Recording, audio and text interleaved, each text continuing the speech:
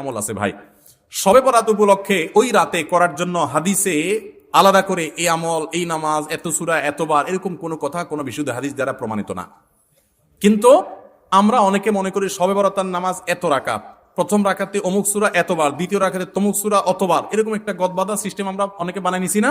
এগুলোর কথা কোনো হাদিস দ্বারা কিন্তু প্রমাণিত না। হাদিসের নামে, ইসলামের নাম মন গড়া কিছু করলে সেটা কিন্তু জায়েজ হবে না। তাহলে আমি কি করতে পারি? মধ্য শাবানের রাত, যেটাকে আমরা শবে বরাত বলি, এই রাতে আল্লাহ তাআলা বান্দাদেরকে সাধারণ ক্ষমা ঘোষণা করেন। এই রাতের একবারে কোনো মর্যাদা নাই, ব্যাপারটা সেরকম না। মর্যাদা হলো যে আল্লাহ তাআলা বান্দাদেরকে সাধারণ ক্ষমা ঘোষণা করেন। তবে যার ভিতরে অন্যের প্রতি হিংসা আছে, শত্রুতা আছে, তাকে আল্লাহ মাফ করেন না।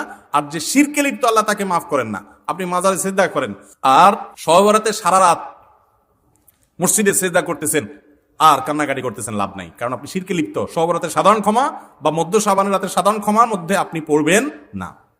এই জন্য শবে বরাতে আল্লাহ তাআলা সাধারণ ক্ষমা যদি আপনি পেতে চান, তাহলে আপনার কি করতে হবে? আপনার নিজেকে শিরক থেকে মুক্ত করতে হবে। শত্রুতা বিদ্বেষ কারোর প্রতি রাখা যাবে না, সবাইকে মাফ করে দিতে হবে। আল্লাহ আমাদেরকে তৌফিক দান করুন।